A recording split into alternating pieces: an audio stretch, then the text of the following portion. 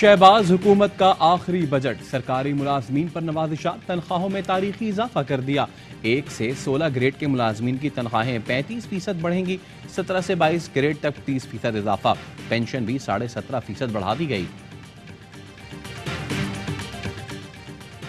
IMF का रवैया गैर मुनसिफाना है। पाकिस्तान जियो पॉलिटिक्स का शिकार है, इससे ज्यादा कैमरे पर नहीं कह सकता। वजीर खजाना इसहाक डार का निजी टीवी को इंटरव्यू, कहा नहीं समझता कि IMF को बजट पर तहफ्फुजात होने चाहिए। और पहली बार बजट में सहाफियों के लिए हेल्थ इंश्योरेंस की रकम मख्तस की गई है। वज़ीर इत्तलात मरियम औरंगजेब का ट्वीट, बजट में 1 अरब रुपए सहाफियों के हेल्थ इंश्योरेंस के लिए रखे गए हैं। वज़ीर आज़म शहबाज शरीफ, वज़ीर खजाना इसहाक डार का शुक्रिया। बतौर वज़ीर मेरा मकसद था कि वर्किंग जर्नलिस्ट को ये सहूलत मैसर आए। बजट को अवाम दोस्त कहना गलत होगा, ताजिरों का रद्द अमल। सदर ऑल पाकिस्तान अंजुमन ताजिरान अजमल बलोच का कहना है हुकूमत ने बजट में अपने अखराजात में कोई कमी नहीं की, तमाम टैक्स अवाम और ताजिरों से वसूल किए जाएंगे।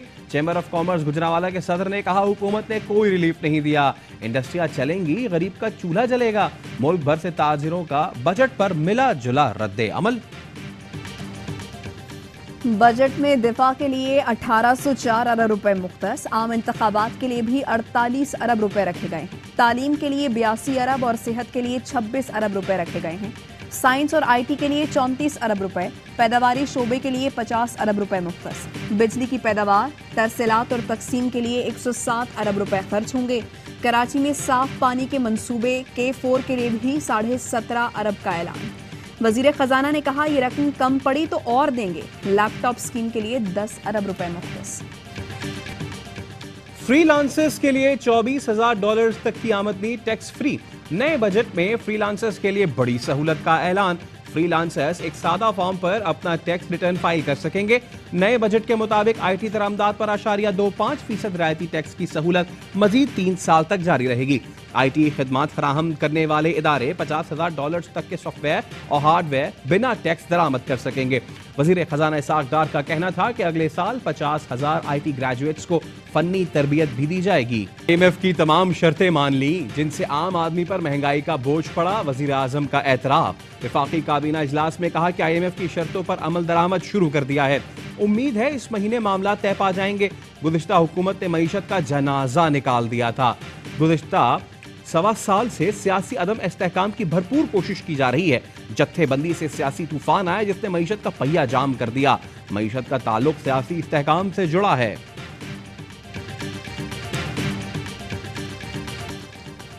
परवेज खटक का भी इस्तेहकाम पाकिस्तान पार्टी ज्वाइन करने का इम्कान। जराए का कहना है जहांगीर तरीन से मामला तय होने के बाद परवेज खटक साथियों के हमरा पार्टी में शमूलियत इख्तियार कर सकते हैं। उन्हें इस्तेहकाम पाकिस्तान पार्टी का जनरल सेक्रेटरी बनाए जाने का भी इम्कान है। परवेज खटक कई दिनों से जहांगीर तरीन से राबते में हैं।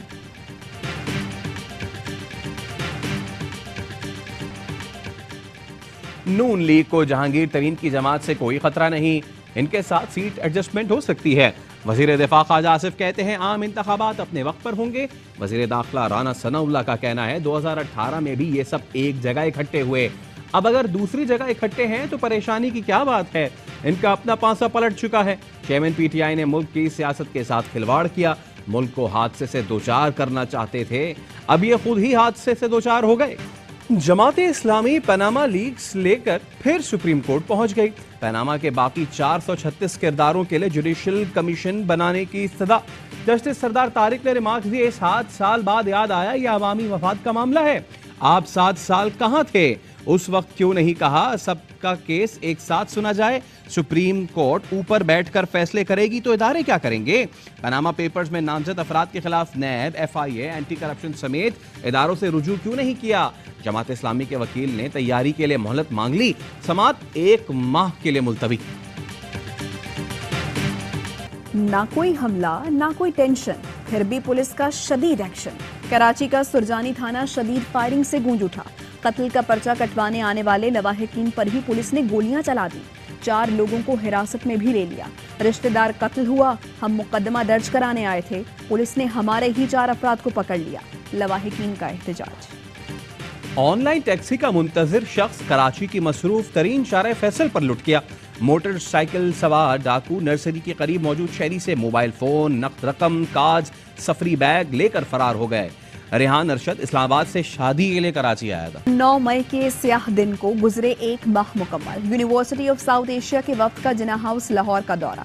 यूनिवर्सिटी वाइस चांसलर ने कहा, बहुत दुख हुआ जिस बर्बरियत से कायद आज़म मोहम्मद अली जिन्नाह का घर जलाया गया। शरपसंदों को सख्त से सख्त सजा दी जाए। तलबा का कहना था, हमला आवरों और उनके मास्टरमाइंड्स को कानून के मुताबिक सजा देकर इबरत का निशान बनाया जाए। सिविल सोसाइटी का रेडियो पाकिस्तान पेशावर का दौरा। शुरका को दिलखराश वाक़े के बारे में तफसीली ब्रीफिंग दी गई। चेयरमैन पीसीबी का इंतखाब। हुकूमती इत्तेहादी आमने सामने। पीपल्स पार्टी ने साबिक चेयरमैन ज़का अशरफ को मैदान में उतार दिया। शहबाज शरीफ ने नजम सेठी को उम्मीदवार नामजद कर दिया। वजीर बराए बैनुल सूबाई राबता एहसान मजारी कहते हैं, वज़ीर आज़म ने नजम सेठी का नाम दिया तो समरी नहीं भेजूंगा। चेयरमैन पीसीबी का इंतखाब हमारा हक है। ज़का अशरफ के नाम की समरी भिजवा दी है। वर्ल्ड टेस्ट चैंपियनशिप फाइनल में ऑस्ट्रेलिया की पोजीशन मुस्तहकम। तीसरे दिन भारतीय टीम 296 रन बनाकर आउट हो गई। दूसरे इनिंग्स में मेजबान टीम की बैटिंग जारी, 271 रन की लीड हो गई।